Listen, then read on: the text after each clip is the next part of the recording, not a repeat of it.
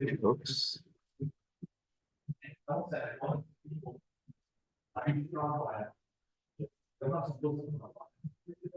Parshas Bechukosai, the last Torah portion of the book of Vayikra of Leviticus. Second reading, chapter 26, verse 6. Asati Shalom Baaretz. These words were said 52 years ago, or no, more. 57 years ago yesterday, by the Lag Bomer parade that the Rebbe spoke publicly, the parade for children in 1967, a few days, like maybe 10 days before the 6-Day War. And he spoke very strongly. Asati Shalom Baaretz. This is God speaking. I will grant peace in the land. I never quoted this. And this is what we're learning today. I will grant peace in the land. Everybody was concerned that there was going to be war. Indeed, there was, but it was 6-day miraculous war. V'shachavtem. And you will lie down and you will not be frightened. No one's going to frighten you. V'shbatim chayera min haaretz. And remove all the beasts from the land. Figuratively, even though here it also right. And no army will pass through your land. Wow. Yeah, very powerful words that were said then, and powerful words for today. Today's learning is for the Refuah Shlema of Malka Bela Basrus. Okay, Rashi, Benasati Shalom, and I will grant peace. By the way, everybody can hear me well? Yeah? Thumbs up? Great. Okay. Is there some background noise here? Okay. And perhaps you might say, Hare Michael, Hare Mishta. Might say, well, here is food and here is drink. Ain Shalom, Ain Klum. In other words, you've been given the blessing of food and drink in the land. But if there's no peace, there's nothing, right? Because last week we were speaking about food and drink, right? Sabbatical year, Jubilee year, and God's going to bring the blessing and so on, right? So, okay, so God's going to bless us with that, but what happens, you might think that if there isn't peace, you have nothing. So the verse says, and after all of these blessings, after Kol Zois, I'm going to give peace in the land. Mikan. So from here we learn the peace is equal to everything. Likewise, it says in Isaiah, He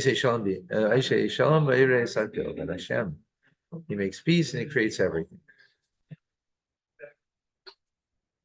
So in other words, this is coming to make it sort of like equating, equalizing it all. Everything else we got. Okay, then it says, interesting. I'm very interesting in that Rashi, the way, like, why is it that you would say this, that you got, food and drink, and but peace we don't have? I'm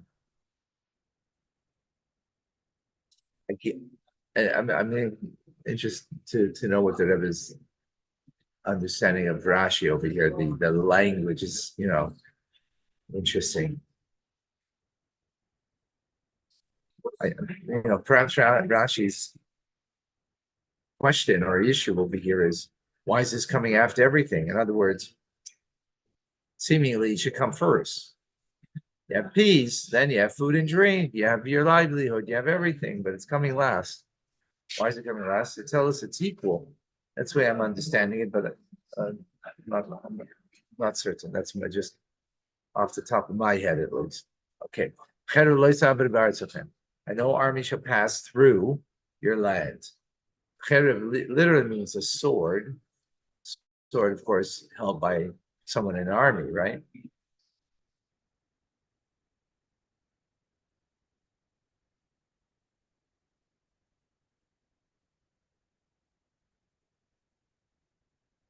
So if you're going to get peace in your land, what are you worried about a sword coming through your land? So we don't need to say this. Right? That there will not that there's no army going to pass through your land. Well, the verse just said before that, beginning of the verse says there's going to be peace in the land. So obviously no army is going to come and fight you. But even to pass through your land, not to wage war with you, but to wage war against another nation.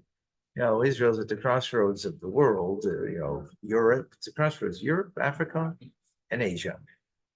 Well, definitely if they want to wage war against others, they might have to go through their land. Nope, won't need to. And you will pursue your enemies, and they will fall by the sword before you.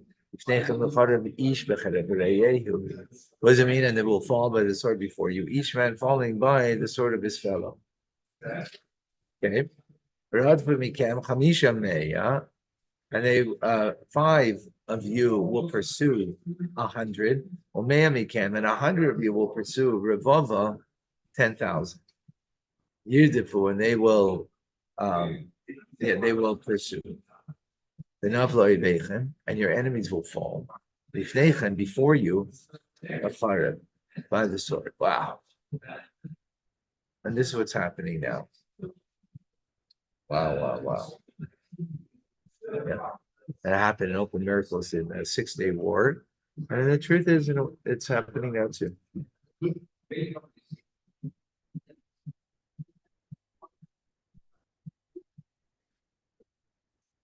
Rachi, Rad from Mikem, and they will. Rad from Mikem,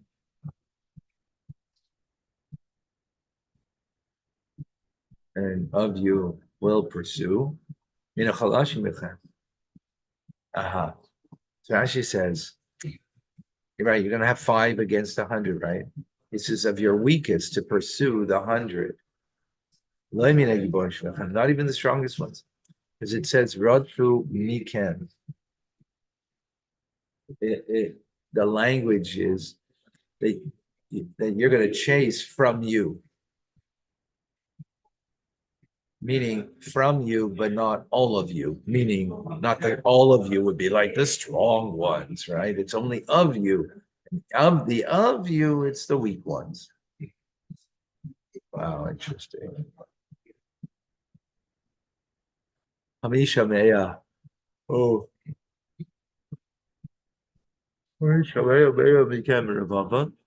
So 5 pursues 100, and 100 pursue 10,000. Well,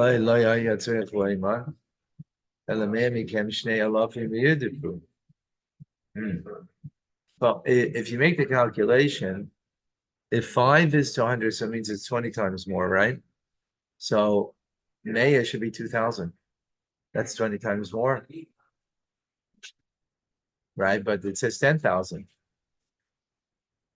right? It's 100 times more. Wow.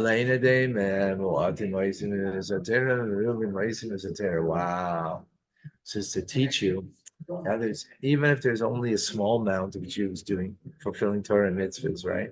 5 or pursue. In other words, it's an illusion over here. This is amazing. Wow. This is a very important verse. It's an illusion over here to tell you that 5, meaning a small amount of Jews fighting, but it's also against a reference of 5, meaning a small amount that are observant. this is what you're going to get 20 times the power, right? But if there's a lot observing, 100, right? It's a lot more. Again, it doesn't mean literally. I don't think it doesn't mean literally the number here, 100 versus 5. It means 20 times more. There's a lot that are observant.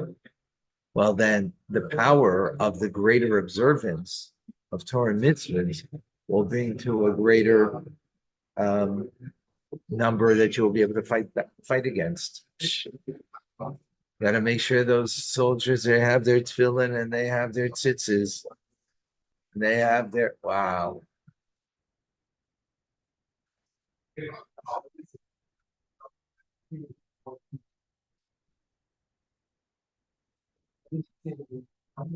Enough loy bacon. They're gonna fall before you. In other words, what is this? We said this already, right?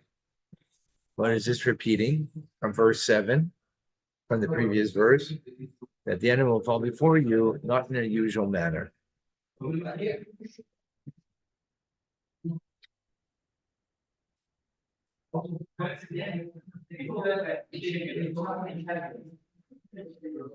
Right. In other words, here it's a number. Right. Verse 9. Vanisa Aleichem, and I will turn towards you, and I will make you fruitful. And I will increase you as you, and I will set up my covenant with you. Rashi, Ufanisi Aleichem, Efna Nikola Sake Lishalom Starfe. I will turn away from all of my other affairs to pay your reward. Marshall, this is a metaphor. What is going to be compared to? Lamela Socha Payalim. To a king who hired some workers. Rashi doesn't say the Ganim as it's written in the Medrash. So what is it here in the English? It says in the brackets, only one of them will work for him for a long time, while the others did not.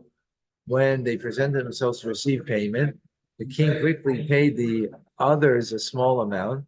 Well, to the one who had worked long, he said, they worked merely a little for me. But you, I must now turn my attention to calculate the substantial amount that I owe you.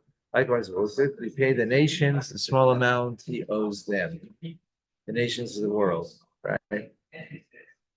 For the little good deeds. And then he will turn his attention, as it were, to the Jewish people to calculate the great reward that they're going to get. Powerful. The phrase he is Chen, and I will multiply you. Period. It's an expression, period, which is an expression of being blessed with being fruitful and multiplying others with children.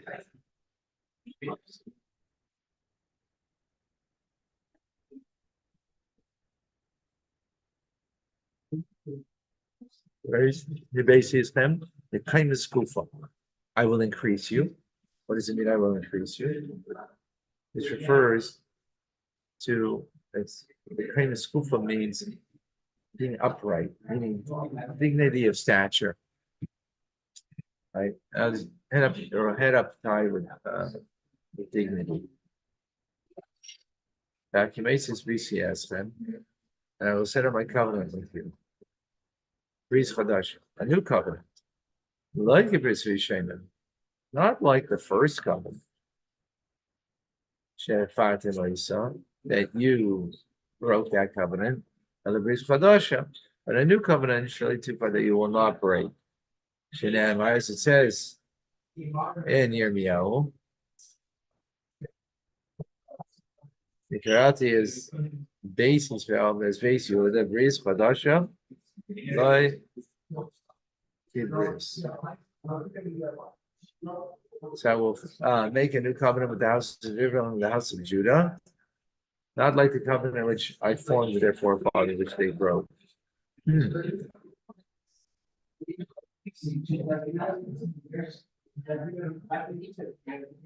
I'm not exactly certain what that is a reference to. I have to look that up. Okay. All right. We're gonna have Tanya soon. See you shortly. Thank you, Rabbi. Okay. Thank you.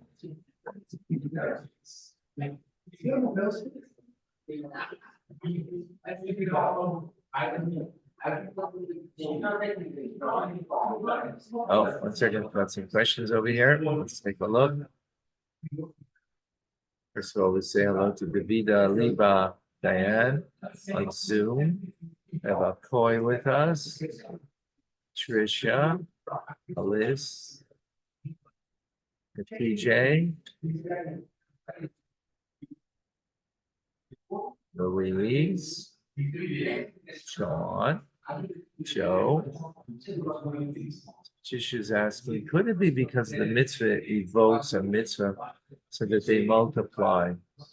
Yeah, but it seems like it's speaking about stature. Maybe from the mitzvahs, yeah, it creates that. It's definitely the mitzvah that is creating that. Absolutely. Okay. Wonderful. Well,